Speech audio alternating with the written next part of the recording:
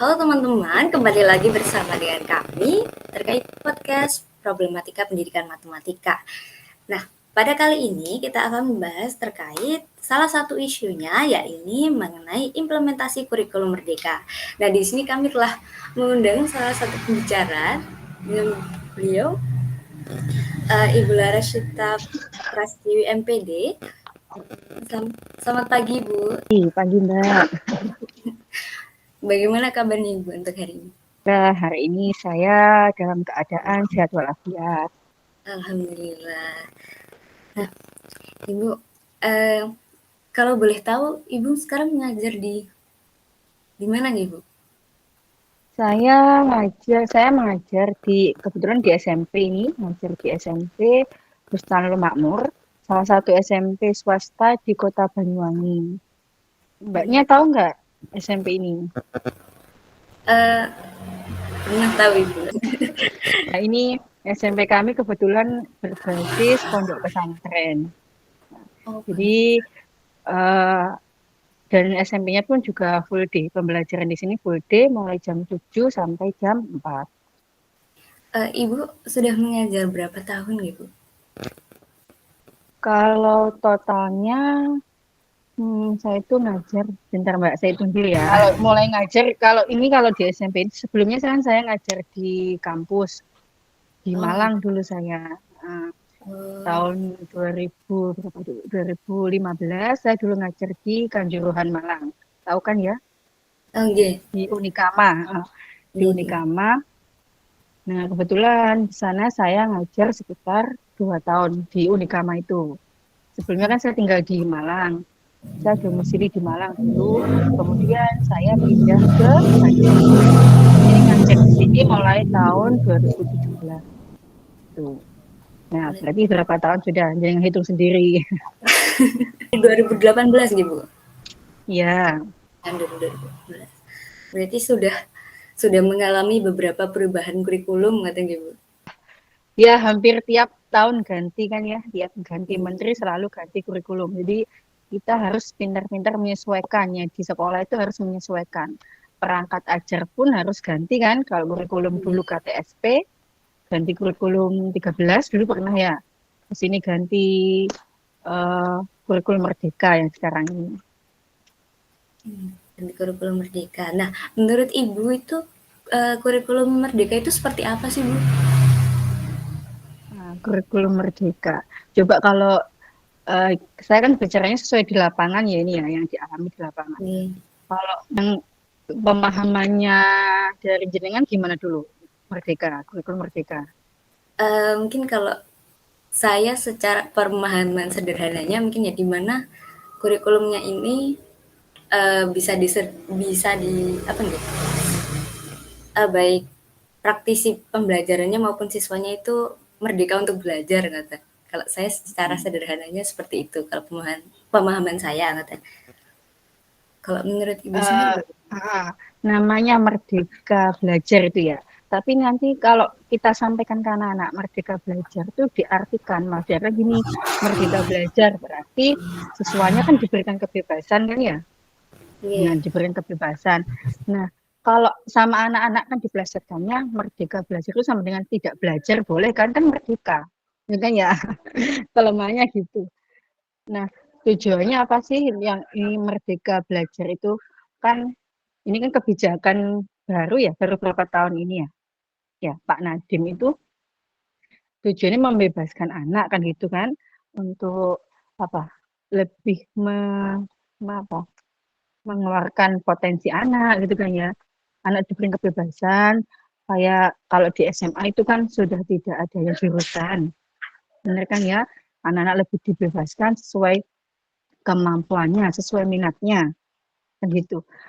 Kalau di mana di sekolah sini biasanya kalau di pembelajaran merdeka itu anak-anak boleh pembelajaran bisa kan dikelompokkan ada yang kinestetik, visual gitu kan ya, auditori. Jadi anak-anak dibebaskan. Kalau yang kelompok kinestetik berarti milih pembelajarannya sesuai dengan kinestetik gimana. Itu kan kalau secara di kelas itu loh pelaksanaannya di kelas. Kalau yang anak yang visual, berarti kita menyesuaikan gambarannya, pembelajarannya sesuai dengan anak yang visual tersebut. Jadi si anak diberikan kebebasan sesuai dengan potensi masing-masing yang dimiliki anak. Tuh kalau yang selama ini kami laksanakan di sekolah.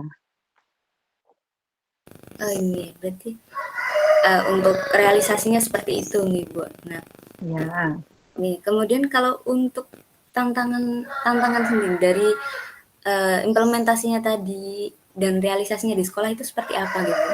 tantangannya gimana? Bicara tantangan selama ini, kalau gini Mbak, yang di matematikanya sendiri ya, Iya, kalau gimana saya Mas? bicara sejak kurikulum ini kan yang namanya kita kan pakai CP gitu ya, CP ATP, jangan kan tahu kan ya.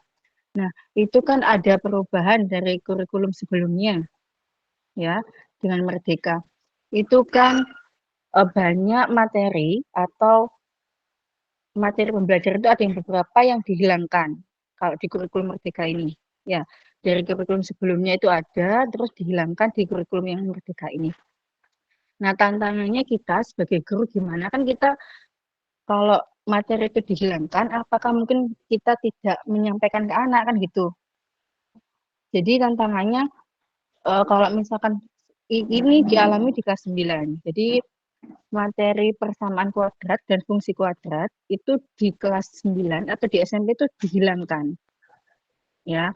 Padahal itu materi itu prasyarat untuk nanti di tingkat SMA. Ya. Jadi kita itu melakukan ya adaptasi juga perubahan kan gitu. Jadi bagaimana ya kita masih sesuai dengan CP ATP-nya yang diberikan pemerintah, CP-nya itu tetap itu, tapi kita juga harus menyesuaikan dengan kondisi lapangannya kan gitu.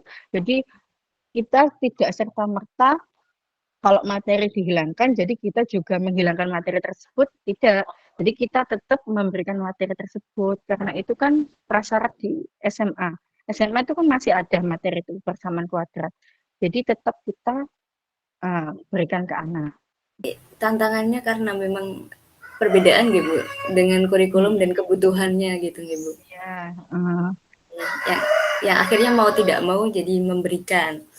mm, Kemudian kalau dari pihak sekolah sendiri Bu, ada nggak kayak kebijakan untuk terkait kurikulum ini? Terkait kalau kurikulum yang sekarang kan kurikulum Merdeka ini kan Satuan Pendidikan namanya ya, KSP. Jadi memberikan kebebasan setiap sekolah untuk menentukan kurikulumnya masing-masing, kan gitu.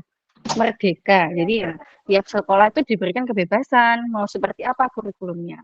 Nah, karena ada patokan itu, patokan dari pemerintah seperti itu, diberikan kebebasan menyusun kurikulumnya, maka dari jadi tiap sekolah itu tidak sama akhirnya, ya.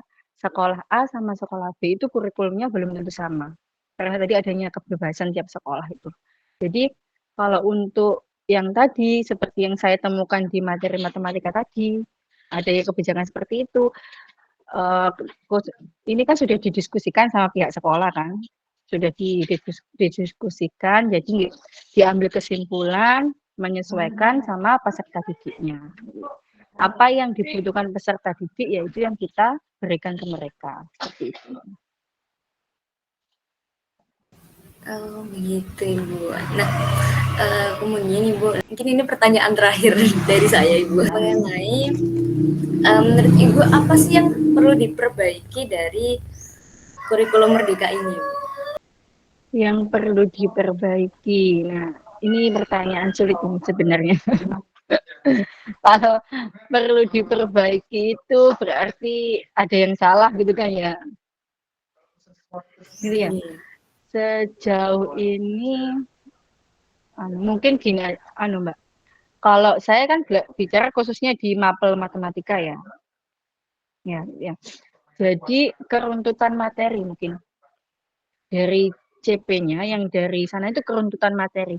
Jadi kalau yang kurikulum sebelumnya itu sudah runtut materi dari kelas 7, 8, 9 itu sudah sesuai. Jadi sesuai tingkatan siswa. Kelas 7 materinya ini, 8 ini, 9 ini. Kalau sekarang itu ada materi yang lompat, jadi loncat gitu loh. Harusnya materi ini diberikan di kelas dasar dulu, misalkan diberikan di kelas 7 dulu atau kelas 8 dulu, ini enggak. Jadi materi ini adanya di kelas 9. Nah, padahal di kelas 7 sama 8 kan perlu pemahaman dulu, kayak materi prasyarat gitu loh ya. Prasyarat itu kan harus ada hubungannya kan ya, kelas dasar dulu, baru ke kelas lebih tinggi. Jadi ini mungkin peletakan materi saja. Kan kita kan menyesuaikan buku ya, di buku kurikulum Merdeka itu gitu. Materinya tuh kayak lompat-lompat gitu loh. Gitu. Jadi yang kami rasakan kok lebih runtutan yang kurikulum kemarin gitu daripada yang sekarang. Sekarang kok materinya lompat, tapi nggih kita ya menyesuaikan gimana karena tadi kita diberikan kebebasan, maka ya kita diperbolehkan mengubah-ubah posisi materi itu boleh kan. Mungkin itu yang kami rasakan, tidak runtutnya posisi materi itu. Ibu, hal tersebut juga kami rasakan Ibu. Materi. Karena memang kalau melihat dari bukunya itu nggih, kok tiba-tiba ada ini, tapi sebelumnya Ya, belum pernah dibahas, ngoten nggih. mungkin kalau sesuatu yang baru tuh memang harus ada perubahan gitu kan ya. Cuma kita kan ya harus adaptasi kan gitu. Kadang masih kaget di awal, loh kok gini kan gitu ya. Jadi kan juga ngalami toh, loh kok gini. Tapi ya gimana kita nyari solusinya gitu saja. Ini kalau dari Ibu mungkin solusinya seperti apa Bu biasanya? Kalau solusi kita di sekolah, misalkan kayak materi yang loncat tadi ya. Jadi kita tidak mengajarkan sesuai di buku. Tidak. Jadi misalkan materi yang tadi seharusnya ada di kelas 9, kita ajarkan dulu di kelas 8 gitu. Nanti gimana siswanya? Kan tidak ada bukunya. Kelemahannya kan gitu kan. Bukunya kan untuk kelas 9, tapi kita ajarkan di kelas 8. Mereka nggak punya buku ya nggak apa-apa. Akhirnya kita sebagai pengajar yang ngalah lah sama mereka, kita mencatat gitu atau misalkan pakai buku panduan di perpustakaan. Anak-anak mencatat di bukunya masing-masing gitu. Jadi tidak terpaku pada buku LKS-nya mereka. Tuh. Jadi Selama salah ini kami satu mengatasinya seperti itu. jadi salah satu cara mengatasinya dari Ibu itu ya akhirnya mencari sumber yang lain atau mungkin Iya, benar mencari sumber yang lain. mencari sumber yang lain yang mungkin dinilai lebih relevan begitu Ibu. Iya. Terima kasih Bu atas informasi dan ilmu yang diberikan. Ya, sama-sama Mbak.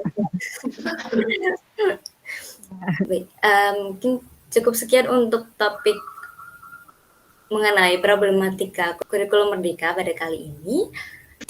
Oh, sebelumnya terima kasih atas Bu Laras karena telah menyempatkan waktunya untuk bergabung bersama kami. Kemudian juga terima kasih teman-teman yang telah menonton podcast kami. Sampai jumpa di video selanjutnya. Bye-bye.